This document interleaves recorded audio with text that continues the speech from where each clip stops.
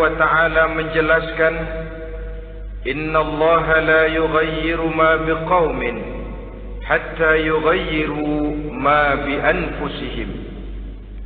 Allah Subhanahu wa ta'ala tidak akan mengubah nasib dan keadaan satu kaum sampai kaum itu berusaha mengubah apa yang ada di dalam diri mereka sendiri. Yang ada di dalam diri itu tentu tidak lain adalah rule of thinking, bahasa kerennya, state of mind, kata orang Kulon, cara berpikir, cara memandang kehidupan yang akan sangat mewarnai cara orang menjalani kehidupan itu sendiri.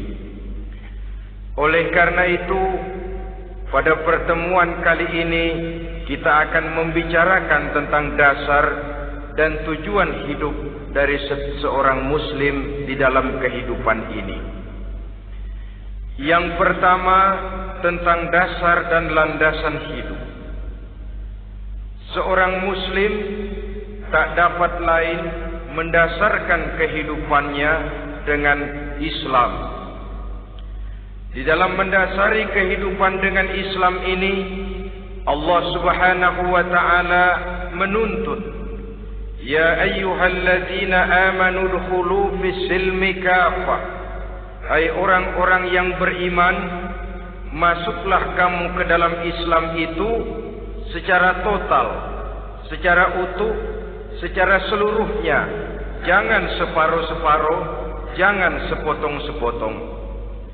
Mendasari hidup dengan Islam artinya menjadikan Islam sebagai way of life, sebagai rule of thinking, sebagai state of mind di dalam kita memecahkan problema-problema kehidupan, sehingga tidak satu persoalan hidup yang bagaimanapun kecilnya sekalipun yang tidak tersentuh oleh nilai-nilai ajaran agama Islam ini. Kemudian di dalam mendasarkan hidupnya dengan Islam, ia mempunyai satu keyakinan. Pertama, Islam sebagai dasar hidupnya adalah agama yang sesuai dengan fitrah daripada manusia. Allah Subhanahu wa ta'ala pencipta manusia. Allah Subhanahu wa ta'ala yang menurunkan agama Islam. Oleh sebab itu, tentu saja seluruh konsepsi Islam ini sudah diukur sedemikian rupa sesuai dengan kemampuan yang dimiliki oleh manusia. Secara logika bisa kita katakan, pabrik mobil di Jerman misalnya bikin mobil namanya Mercy. Seiring dengan itu dikeluarkannya buku petunjuk. Mobil ini bernama Mercy, kecepatan maksimal sekian ratus kilometer per jam, daya angkutnya sekian ratus kilogram. Kalau rusak memperbaikinya ini, onderdilnya itu umpamanya. Karena pabriknya yang bikin mobil, lalu pabriknya juga yang mengeluarkan buku petunjuk, tentu buku itu sesuai benar untuk mobilnya. Dan logika mengatakan, tidak bisa kita punya mobil Mercy rusak, kita perbaiki dengan menggunakan buku petunjuk yang dikeluarkan oleh pabrik mobil Fiat. Tentu saja mobil makin rusak, acak-acakan dan tidak karu-karuan. Ini artinya, jikalau manusia ingin baik, jikalau manusia ingin mencapai sesuatu yang bernama bahagia, dia harus mengikuti petunjuk yang dikeluarkan oleh yang menciptakan manusia. Dan petunjuk-petunjuk itu telah turun dalam satu konsepsi yang bernama Islam yang sesuai dengan fitrah manusia. Yang kedua, oleh karena keyakinannya bahwa Islam sesuai dengan fitrah manusia, ia pun berkeyakinan bahwa Islam adalah agama untuk seluruh manusia, universal. Walaupun ia diturunkan di tanah Arab, tetapi ia bukanlah agama hanya untuk orang Arab semata-mata. Keyakinan ini perlu ditegakkan kembali Oleh karena akhir-akhir ini muncul pendapat-pendapat yang menganggap seolah-olah agama itu barang impor. Persilahkan saja kalau memang itu merupakan keyakinannya, tetapi menganggap agama sebagai barang impor sungguh merupakan satu kekeliruan yang sangat besar. Bahwa Arab sebagian besar memang Islam, jelas. Tetapi Islam bukannya Arab, itu pun harus kita akui. Kita bisa menjadi Muslim yang baik tanpa perlu menjadi orang Arab. Dengan kata lain, kita bisa menjadi Muslim yang baik dengan tetap menjadi warga negara Indonesia yang baik. Bahwa Al-Quran diturunkan dalam bahasa Arab oleh karena memang ia turun di tanah Arab. Buktinya apa? Walaupun Quran dalam bahasa Arab, tidak satu pun ayat Quran yang ditujukan kepada orang Arab semata-mata. Tidak ada ayat ya ayyuhal arabiyun, hai orang-orang Arab. Tidak ada. Yang ada malah ya ayyuhan nas, wahai manusia. Manusia yang mana? Yang mana saja asal merasa manusia. Kalau tidak merasa manusia, tidak usah terpanggil dengan ayat tadi. Maka dalam mendasari hidup dengan Islam, kita berkeyakinan Islam adalah agama untuk seluruh manusia. Yang ketiga, di dalam mendasari hidup dengan Islam, kita berkeyakinan Islam adalah agama terakhir yang diturunkan kepada Rasul terakhir. Tidak ada Rasul dan Nabi sesudah Nabi Muhammad, dan tidak ada agama lagi sesudah agama Islam. Dasar-dasar keyakinan ini melembaga dalam pribadi kita, membentuk satu keyakinan yang mendasari kehidupan ini, sehingga tidak satu problema yang bagaimanapun kecilnya dalam kehidupan yang tidak tersentuh oleh nilai-nilai Islam. Sejak kita tidur sampai kita bangun tidur, bahkan tidur itu sendiri dan seluruh kegiatan kehidupan yang kita laksanakan dalam 24 jam, tidak satu pun yang tidak tersentuh oleh nilai-nilai Islam. Inilah pandangan hidup Muslim. Jawaban seorang Muslim terhadap problema-problema kehidupan yang dihadapinya, yang di dalam menjawab problema itu ia Islam oriented, berorientasi kepada nilai-nilai Islam. Apa kata Islam tentang pekerjaan yang dihadapinya? Halal kata Islam, halalah dia katakan. Haram kata Islam, haram dia katakan. Islam oriented. Barometer dalam perbuatannya tidak lain daripada nilai-nilai Islam itu sendiri. Dan kemudian di dalam mendasari kehidupan dengan Islam, ia berkeyakinan Islam adalah satu-satunya agama yang benar. Bahasa kerennya, Islam is the single one, the true religion behind the God. Satu-satunya. Keyakinan ini kelihatannya subjektif, tapi memang inilah pokok daripada kehidupan beragama. Saudara-saudara kaum muslimin rahimakumullah, kalau itulah dasar daripada kehidupan kita sebagai muslim, apa yang menjadi landasannya? Kalau dasar hidup kita Islam, maka landasan hidup kita tidak lain adalah Al-Quran dan Sunnah Rasulullah Sallallahu Alaihi Wasallam. Dunia penuh dengan orang-orang besar, dan setiap orang-orang besar itu mempunyai ajaran-ajaran yang pernah jaya, pernah dikumandangkan, didengung-dengungkan, naik ke panggung sejarah untuk kemudian tenggelam. Satu ajaran hanya akan langgeng, satu ajaran hanya akan tahan lama apabila dia turun dari sumber yang serba maha. Kalau dia turun dari manusia, maka sifatnya hanya musim. Yang namanya musim, saudara-saudara, namanya musim tidak bisa dilarang. Tapi kalau sudah selesai, habis sendirian. Itu musim namanya. Musim rambutan. Kalau datang musim rambutan, apa bisa dilarang? Gak boleh musim rambutan. Ya tidak bisa, dia akan tumbuh terus. Tapi manakala musimnya habis. Begitulah nasib dari ajaran yang nisbi, relatif dan temporer apabila dia bersumber dari manusia. Maka satu ajaran hanya akan langgeng, tahan lama apabila dia turun dari sumber yang serba maha. Dan itu sudah turun bernama Al-Quranul Karim.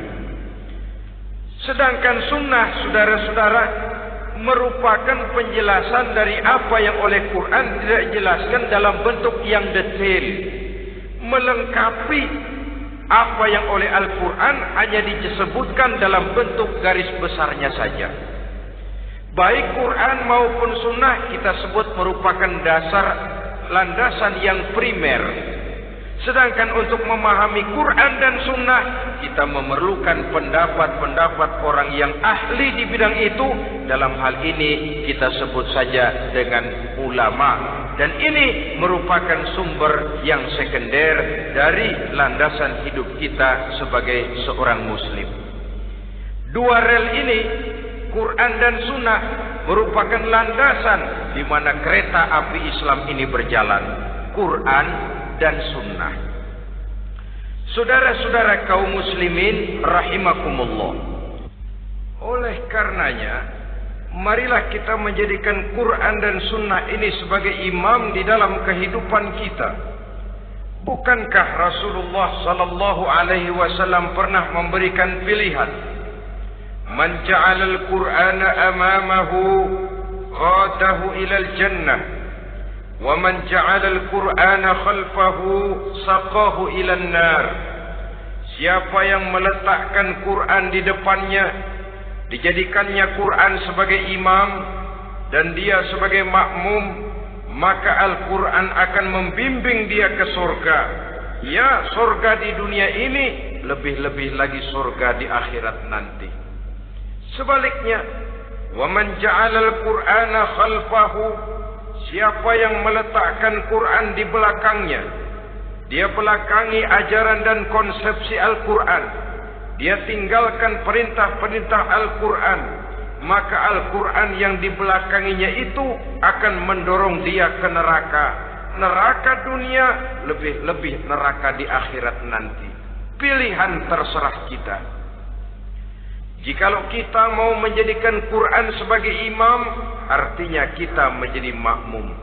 Resikonya dimanapun makmum wajib ikut imam. Imam takbir, makmum takbir, imam ruku, makmum ruku, imam i'tidal, makmum i'tidal.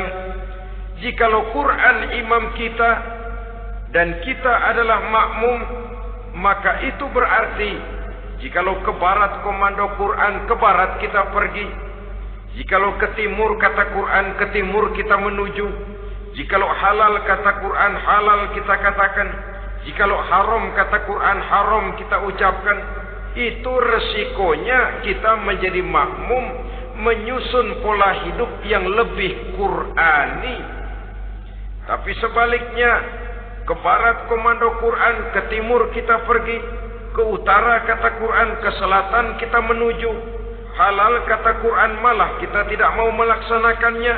Haram kata Quran, kita senang bukan main. Artinya kita mau menjadi makmum dan Quran kita jadikan sebagai makmum, kita sendiri malah mau menjadi imam. Kita paksa konsepsi Al-Quran itu supaya sesuai dengan naluri kemanusiaan kita. Mengotak-atik hukum, menghalalkan yang haram, mengharamkan yang halal. Dikala itu landasan hidup kita sudah goyah, tidak lagi sebagai landasan tempat kita bertolak, tetapi malah menjadi satu landasan yang kita injak-injak. Sesungguhnya saudara-saudara, Quran tidak akan membawa berkah, tidak akan menjadi rahmatun wa shifaa'un lil mu'minin, menjadi penyembuh, menjadi rahmah bagi orang-orang beriman apabila yang kita baca itu kita injak-injak di dalam kehidupan. upaya menyusun hidup yang lebih Qur'ani ini seiring dengan usaha kita menjadi warga negara yang baik. Yang saya katakan di awal tadi, tidak saling dan tidak harus saling bertentangan. Jadi dengan demikian, dasar hidup kita sebagai muslim adalah Islam, dan landasan hidup kita tidak lain adalah Al-Quran dan sunnah Rasulullah sallallahu alaihi wasallam. Ini landasan tempat kita bertolak. Ini yang mewarnai gaya kehidupan kita. Apapun yang mau kita lakukan, tempat kita bertanya lebih dahulu Quran dan sunnah. Saya mau melakukan pekerjaan ini, apa kata Quran? Saya mau pergi ke tempat ini, apa kata Quran? Saya mau berusaha dengan mengerjakan perusahaan ini, apa kata Quran? Merupakan landasan daripada kehidupan kita. Ini yang saya katakan tadi, membentuk rule of thinking, state of mind, bahwa gaya kehidupan kita diwarnai oleh landasan hidup yang bertumpu pada ajaran Al-Quranul Karim dan sunnah Rasulullah sallallahu alaihi wasallam. Baiklah ya, ini yang pertama tentang dasar dan landasan hidup. Yang kedua tentang tujuan hidup. Kalau sudah ada landasan tempat kita bertolak, lalu kemana pantai yang akan kita tuju? Mau apa sih kita hidup ini? Berleha-leha, menjalani acara rutin, bangun tidur sampai tidur lagi, kemudian besok begitu lagi, sampai menunggu datangnya sang ajal?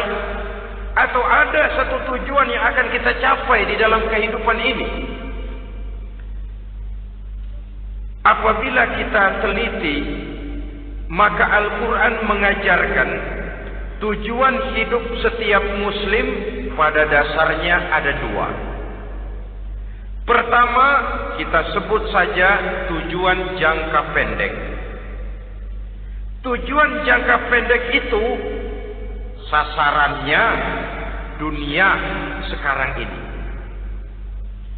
Bentuknya horizontal. Targetnya agar setiap pribadi muslim menjadi rahmatan lil alamin, rahmah bagi lingkungannya. Inilah yang oleh agama dinamakan hablum minan nas, yang isinya adalah ilmu dan peradaban. Jadi dunia dan seluruh isinya merupakan tujuan jangka pendek saja. Untuk mencapai tujuan jangka pendek, dunia dan seluruh isinya, unsur penunjangnya adalah pendidikan, pengalaman, atau nasib. Makin tinggi pendidikan, makin mudah menjangkau hidup. Makin banyak pengalaman, makin mudah menguasai dunia. Atau karena faktor nasib, pendidikannya tidak seberapa, pengalaman pun kadang-kadang dangkal, tapi karena nasibnya lagi hoki, kata orang sekarang, nasibnya lagi bagus, dia naik ke panggung memegang peranan. Faktor yang namanya nasib ini ada, tapi tidak bisa dijadikan sandaran. Untuk menjangkau dunia dan seluruh isinya, unsur penunjangnya pertama pendidikan, yang kedua pengalaman, yang ketiga faktor nasib. Oleh karena itu, apabila kita ingin mudah mencapai dunia, yang pertama harus kita laksanakan bagaimana menempuh satu pendidikan. Di zaman sekarang orang terangsang untuk hidup dalam pola yang oleh orang-orang priangan disebut hardolin. Saudara tahu hardolin? Itu potongan dari dahar modal ulin. Filsafat hidup yang pakaian mau bagus, makan mau enak, kerja nggak mau. Akhirnya jadilah dia penghayal kelas berat, tukang-tukang ngelamun kelas tinggi. Tiap hari kegiatannya ya cuma tidak terlepas dari tiga kriteria itu. Hardolin. Pokoknya kalau sudah dahar, modal, ulin. Besok ya begitu lagi. Pola dari dimana orang pakaian mau bagus, makan mau senang, duit mau punya, kerja tidak mau. Kadang-kadang mau kerja tapi tidak tahu apa yang harus dikerjakan. Ditambah oleh sempitnya lapangan pekerjaan. Tidak tahu apa yang harus dikerjakan, dilatar belakangi oleh tidak adanya pendidikan yang dia terima. Sehingga mau kerja apa lalu bingung. Oleh karena itu terutama buat adik-adik remaja, para pemuda, saya berpesan untuk menjangkau dunia, yang pertama harus kita jalani bagaimana membina diri, mendidik. Taruh kata drop out, putus sekolah. Tapi drop out bukan halangan bagi tumbuhnya cita-cita yang mulia. Bahkan ada orang bilang many a great man starts as a newspaper boy. Banyak orang-orang besar yang memulai pekerjaannya dagang koran. Putus sekolah bukan merupakan halangan bagi tumbuhnya cita-cita yang mulia. Dan tidak sedikit orang-orang besar yang tidak keluaran perguruan tinggi. Tidak sedikit orang-orang besar yang tidak merupakan produk dari perguruan tinggi tertentu. Tapi kerajinannya belajar, banyak membaca, banyak bergaul, autodidak. Syukur kalau masih bisa menempuh pendidikan yang formal. Kekurangan ekonomi, kemiskinan keluarga jangan menjadi penghalang bagi tumbuhnya cita-cita yang tinggi untuk menempuh karier pendidikan yang baik.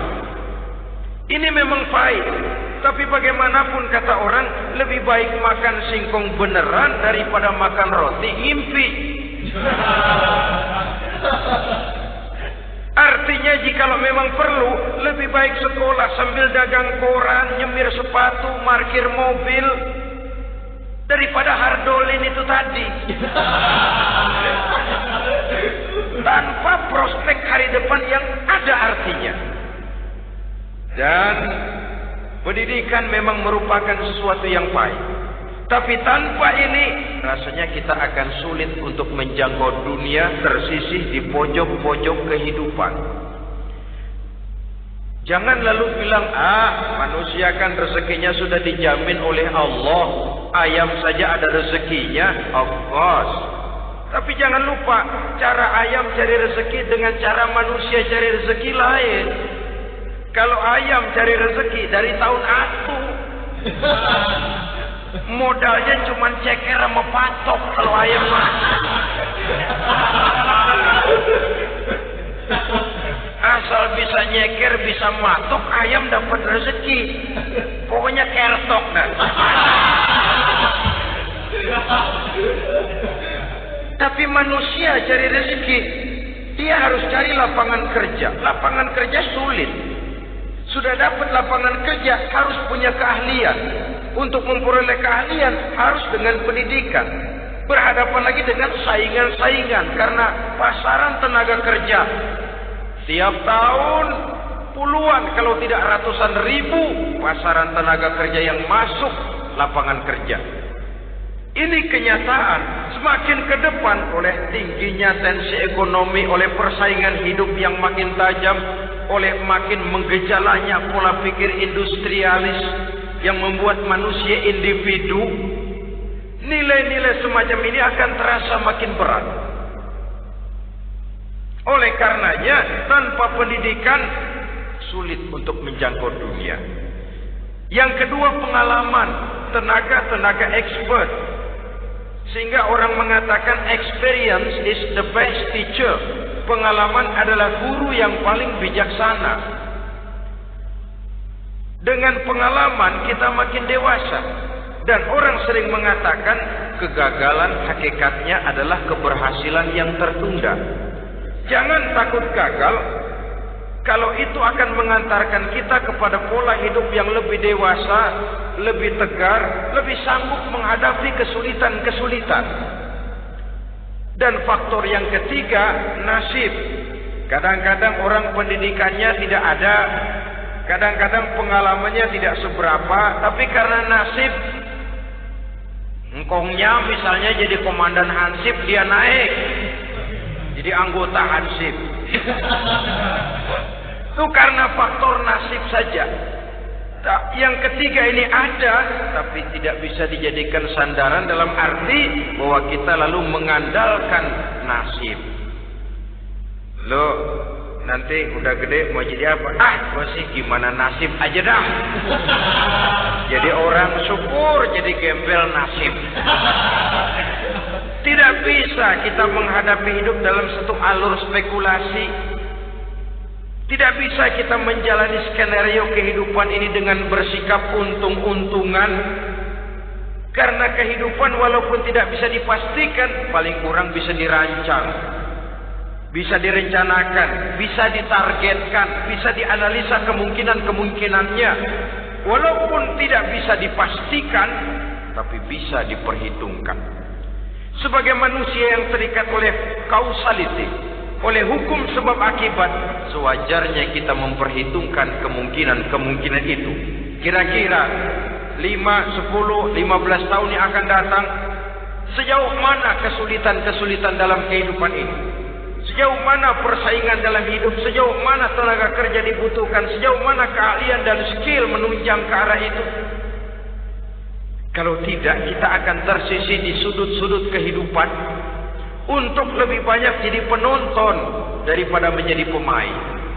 Padahal kita ingin jadi pemain, kita ingin aktif, kita ingin punya peranan karena kita oleh agama dituntut menjadi rahmatan lil alamin, menjadi rahmah bagi lingkungan di mana kita tinggal, mewarnai lingkungan, bukan cuma diwarnai oleh lingkungan itu sendiri. Itu tadi tujuan jangka pendek sebagai tujuan yang pertama. Yang kedua, tujuan jangka panjang. Tujuan jangka panjang ini sasarannya adalah akhirat. Bentuknya vertikal, targetnya adalah mardotillah atau ridho daripada Allah. Dan ini yang oleh agama dinamakan dengan hablum minallah, tali vertikal yang menghubungkan manusia langsung dengan Tuhannya. Untuk mencapai tujuan jangka panjang akhirat ini, unsur penunjangnya adalah prestasi ibadah. Kalau untuk tujuan jangka pendek, dunia dan seluruh isinya, pendidikan, pengalaman dan nasib memegang peranan yang sangat penting, maka untuk akhirat, pendidikan, pengalaman, nasib tidak punya pengaruh banyak. Unsur penunjangnya adalah prestasi ibadah. Bagaimanapun tinggi pendidikan, bagaimanapun banyak pengalaman, tanpa prestasi ibadah, nol besar kita dalam pandangan Allah Subhanahu wa ta'ala. Saudara-saudara kaum muslimin rahimakumullah, itu sebabnya seorang muslim sholat, puasa, haji, zakat, yang kalaupun ada target dunia itu cuma side effect saja, sekedar satu efek sampingan. Target utamanya tetap tujuan jangka panjang, akhirat dan ridho Allah. Kenapa kita sholat? Untuk mencari ridho Allah. Kenapa kita laksanakan ibadah haji? Untuk mencari ridho Allah. Kita bangun di keheningan malam untuk mencari ridho Allah. Kalau ada akibat dunia, itu cuma akibat sekunder saja. Ada misalnya orang karena tekun ibadah rezekinya lancar, itu baru persekot, baru tanda jadi. Kadang-kadang persekotnya saja sudah nikmat kok, apalagi cashnya, kontannya. Sebaliknya kalau ada orang rajin ibadah, rezekinya seret, jangan jadi alasan. Kok lu nggak sembahyang? Alah, tetangga gua rajin sembahyang melarat terus. Ya memang sholat itu bukan dengan target dunia, target akhirat, saudara-saudara. Oleh sebab itu, seorang muslim adalah seorang yang berpandangan luas, berjiwa lapang. Maksudnya apa? Tujuan jangka pendek dan jangka panjang ini harus dia raih kedua-duanya. Ini yang oleh Al-Quran diajarkan agar setiap muslim mencapai fid dunia hasanah wa fil akhirati hasanah. Kebaikan di dunia, kebaikan di akhirat. Itu arti hasanah. Jangan macam orang dulu. Punya istri 2 pergi haji. Yang satu yang muda istrinya namanya Hasanah. Yang satu namanya Khadijah. Waktu tawaf keliling Ka'bah, si suami ini nggak bisa doa apa-apa kecuali Rabbana Atina itu. Tiap putaran, Rabbana Atina fid dunya hasanah wa fil akhirati hasanah. Putaran kedua, Rabbana Atina fid dunya hasanah wa fil akhirati hasanah. Ini istri tuanya yang namanya Khadijah dengerin aja. Akhirnya di satu saat dia colek suaminya, "Bang, mentang-mentang Hasanah bini muda disebutin melulu. Saya dong disebutin dalam doa." "Iya dah, ntar putaran selanjutnya." Suaminya blow on juga. Putaran kedua dia baca, Rabbana atina fid dunya hasanah wa fil akhirati Khadijah.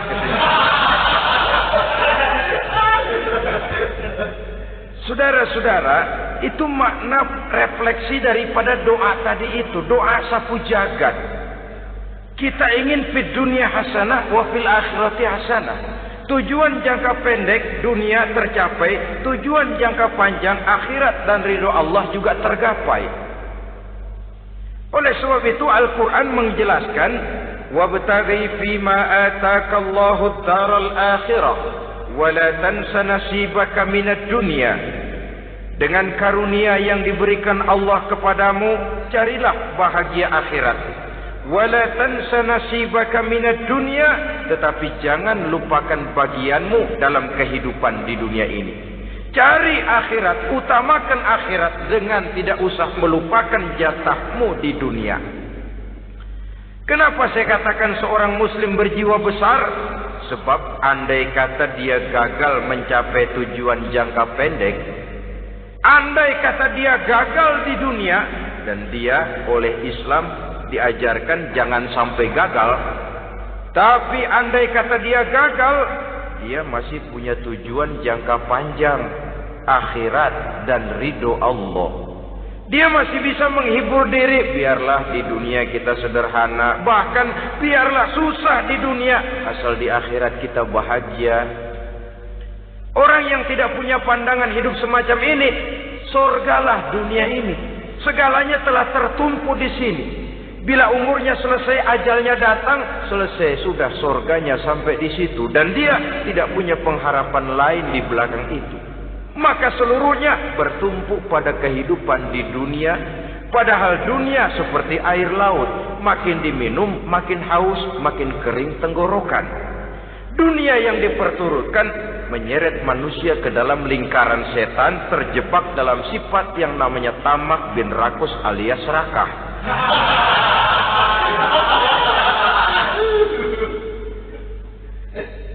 Andai kata dia gagal untuk tujuan jangka pendek, dia masih punya tujuan jangka panjang, akhirat. Dia masih sanggup berkata, biar di dunia kita sederhana, bahkan biar kebelangsak sengsara susah di dunia, asal di akhirat kita bisa bahagia. Kan masih ada harapan. Yang paling bangpak, paling rusak betul, sudah di dunia sengsara, di akhirat celaka. Di dunia rumahnya gubuk, pinggir kali miring, asal hujan bocor, utang selebar warung. Bayang kagak, ngaji enggak, puasa enggak, saban malam merit mulu. Saudara hadirin yang saya hormati, lalu kapan mau bahagia kalau sudah di sini susah, di sana akan susah juga.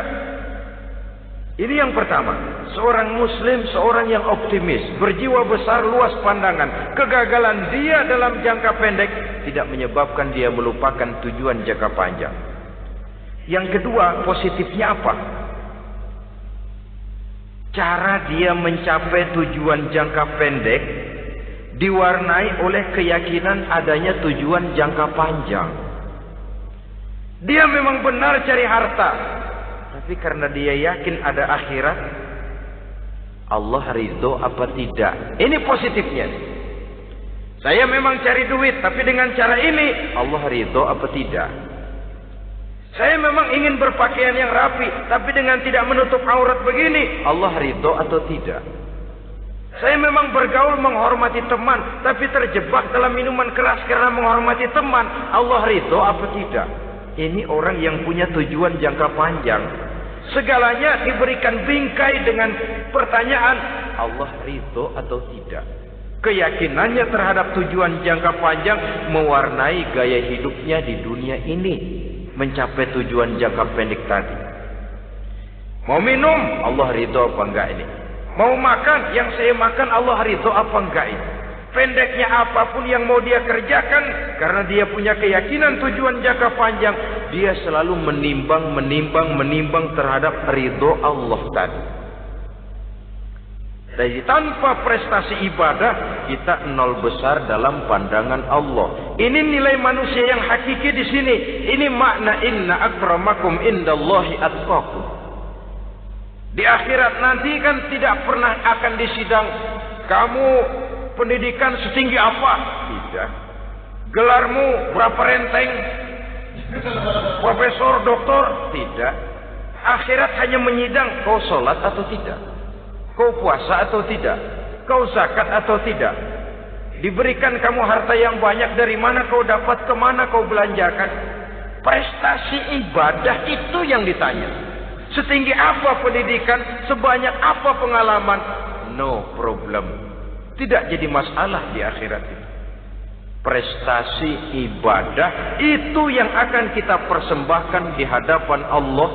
Itu makna inna akramakum indallahi atqakum. Kerbau dinilai dari dagingnya, makin gemuk makin mahal harganya. Tapi ada perkutut lebih mahal dari kerbau. Perkutut itu mahalan mentahnya loh daripada matangnya. Karena harga perkutut pada suaranya. Lalu di mana harga manusia yang paling gemuk? Tidak. Suaranya, oh kalau manusia dinilai dari suaranya, barangkali Madonna nomor awal masuk surga. Hanyalah dengan prestasi ibadah kita bisa mencapai tujuan jangka panjang akhirat dan ridho Allah. Nah, baiklah ya. Kalau sudah jelas bahwa kita punya dua tujuan jangka hidup, jangka pendek dan jangka panjang, bagaimana Islam mengajarkan kita meraih dua ini? Pada prinsipnya Islam mengajarkan sistem keseimbangan. Dalam berbagai aspek kehidupan, keseimbangan ini nampak dengan nyata diajarkan oleh agama kita. Seperti ayat yang saya bacakan tadi.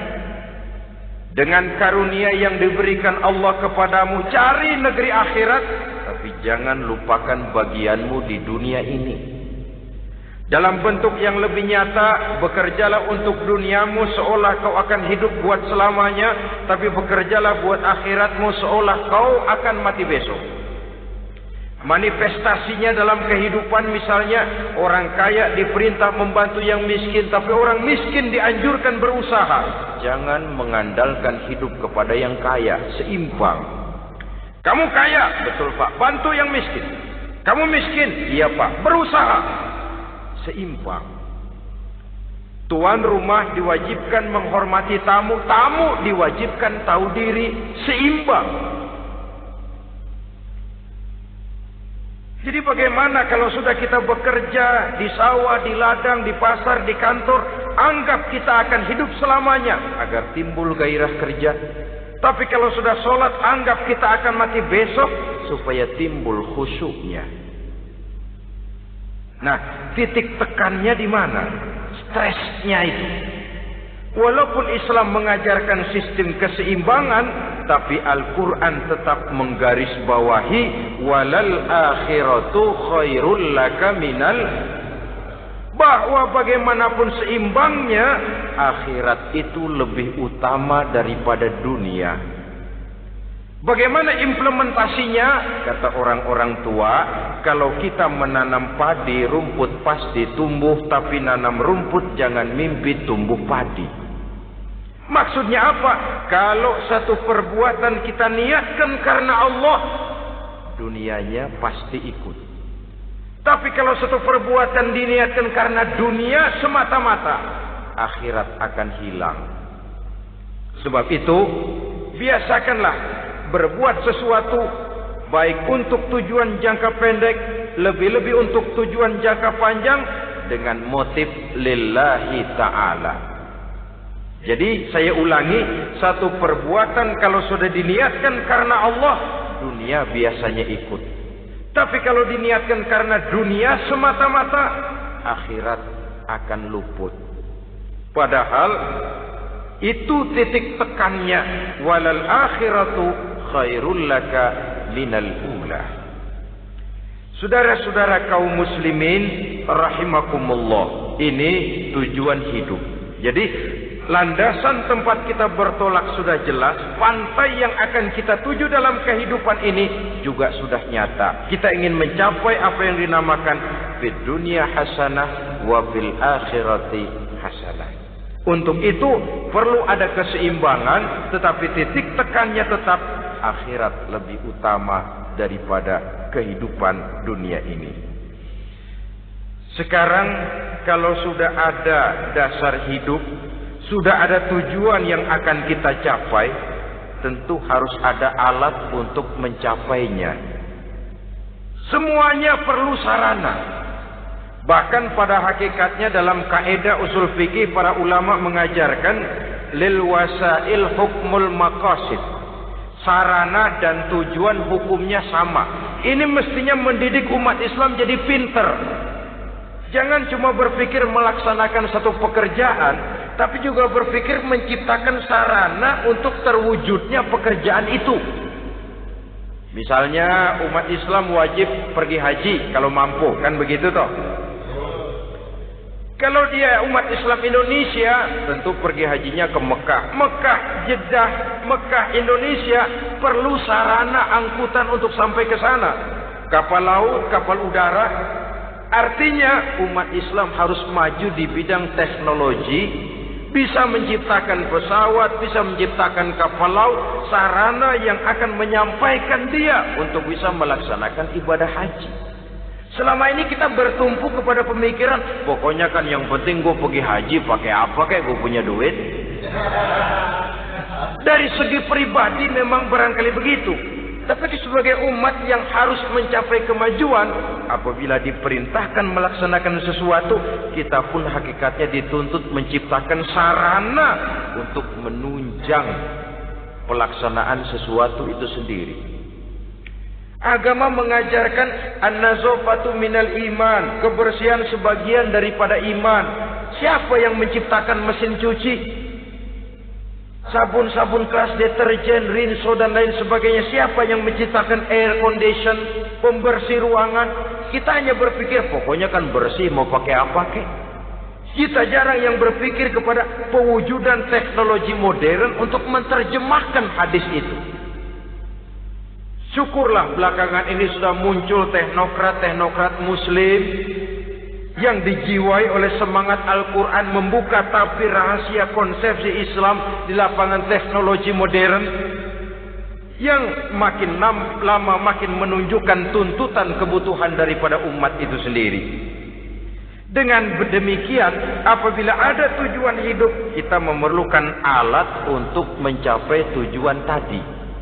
Supaya tujuan fid dunya hasanah wa fil akhirati hasanah tercapai, apa alat yang harus kita pakai?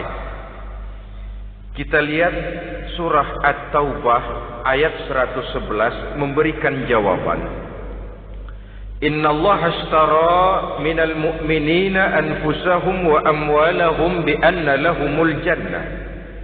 Sesungguhnya Allah telah membeli dari orang-orang beriman diri mereka, harta mereka, bahwa sesungguhnya bagi mereka adalah surga. Coba kita simak ayat ini sejenak, akan nampak dengan jelas bahwa ayat ini hakikatnya merupakan satu transaksi yang nyata benar antara kita dengan Allah. Transaksi jual beli sudah terjadi, dan itu langsung dengan Allah, tertuang dalam pernyataan Quran. Pembeli Allah, penjual kita orang-orang beriman. Dagangannya adalah anfus dan amwal, harganya adalah surga. Itu sudah tanda tangan pernyataan kita siap jual beli ya Allah. Apalagi baiat kita apa? Inna solati wa nusuki wa mahyaya wa mamati lillahi rabbil alamin. Solatku, ibadahku, hidup dan matiku cuma untuk Allah Tuhan seluruh sekalian alam. Minimalnya 5 kali sehari semalam baiat ini kita ulang dan kita ulang. Kenapa lalu kita tidak konsekuen? Dalam konteksnya dengan persoalan, maka alat hidup kita itu ada 2. Pertama, anfus. Ini bentuk mufrad dari jamaknya, bentuk jamak dari mufrad nafsun. Biasa diterjemahkan dengan diri. Yang dimaksud dengan diri adalah kepribadian. Yang dimaksud dengan kepribadian ialah kekayaan yang kita miliki dalam kepribadian kita. Artinya bisa tenaga, pikiran, konsep, gagasan, wewenang, ide, pangkat, jabatan, kemampuan, keahlian, skill, itu semuanya masuk ke dalam anfus, diri. Sedangkan amwal bentuk jamak dari mufrad malun, biasa diterjemahkan dengan harta. Pengertian di sini ialah seluruh bentuk-bentuk materi yang berada di bawah kekuasaan kita. Bisa rumah, bisa uang, bisa tanah, bisa kebun, bisa pabrik, bisa peternakan, itu semuanya amwal.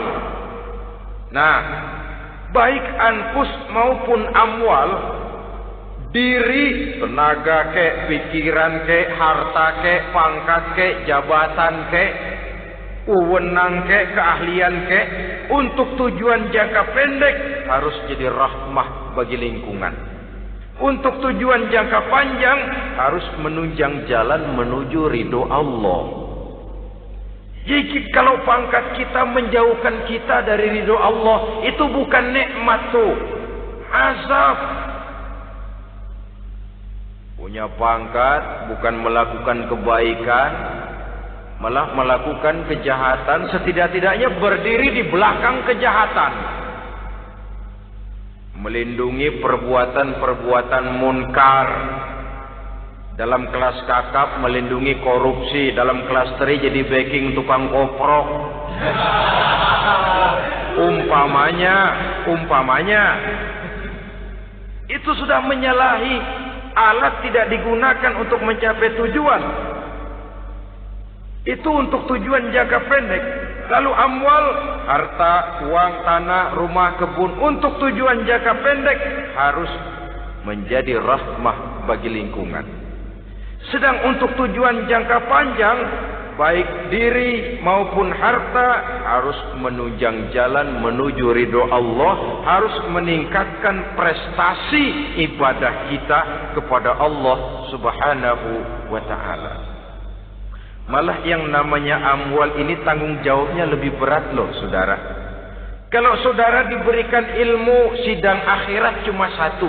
Ilmumu kau amalkan untuk apa? Saudara diberikan umur panjang, pengadilan akhirat cuma bertanya satu. Umurmu kau habiskan di mana? Tapi saudara diberikan harta, pertanyaan akhirat 2. Hartamu kau dapat dari mana? Kau belanjakan kemana?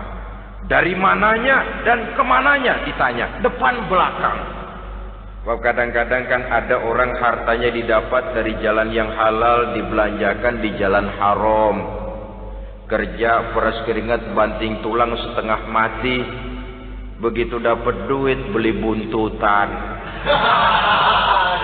Muter-muter kertas cari kode. Didapat dari jalan halal, dibelanjakan di jalan haram. Atau didapat dari cara yang haram, dibelanjakan di jalan yang baik. Menang judi, nyumbang pesantren. Nabi mengajarkan innallaha thayyibun la yaqbalu illa thayyib. Allah itu baik dan hanya menerima yang baik-baik saja. Tidak bisa mencuci kain dengan air najis. Kain akan tetap kotor. Saudara-saudara kaum muslimin rahimakumullah. Oleh karenanya masalahnya terpulang kepada kita, pandai-pandailah membagi orientasi. Suatu saat tenggelam kita dalam kesibukan dunia dan seluruh isinya untuk mencapai tujuan jangka pendek. Lain saat tenggelam kita memfanakan diri untuk mencapai tujuan jangka panjang, akhirat dan ridho Allah. Karena kehidupan ini bukan berjalan tanpa batas. Umur ini bukan satu karunia tanpa pertanggungan jawab. Satu saat setuju atau tidak, rela atau terpaksa, kita akan sampai kepada garis finish daripada perjalanan kehidupan dunia ini. Yang memang merupakan satu perjalanan panjang, a walking tall. Kata orang Kulon, a walking tall, satu jalan yang demikian jauhnya. Entah kita akan sampai ke garis finish. Bila datang ajal, senja kehidupan datang, malam menyelimuti. Datangnya tidak pernah kita sangka, tapi sekali dia datang, tidak satu kekuatan yang bisa menolak. Kehadirannya tidak pernah kita harapkan, tapi satu kali dia datang bertamu, pasti terjadi. Dan itu pasti akan kita temui. Alangkah malangnya pada saat kembali itu datang, kita tidak punya prestasi ibadah. Lalu apa artinya prestasi dunia? Apa artinya tujuan jangka pendek kalau kita harus kehilangan tujuan jangka panjang? Rumah kita yang besar, pangkat kita yang tinggi, harta kita yang banyak, bisakah menolong kita untuk kalau sudah kumpul di padang mahsyar nanti? Malaikat, jangan gebugin saya, rumah saya harga 2 miliar.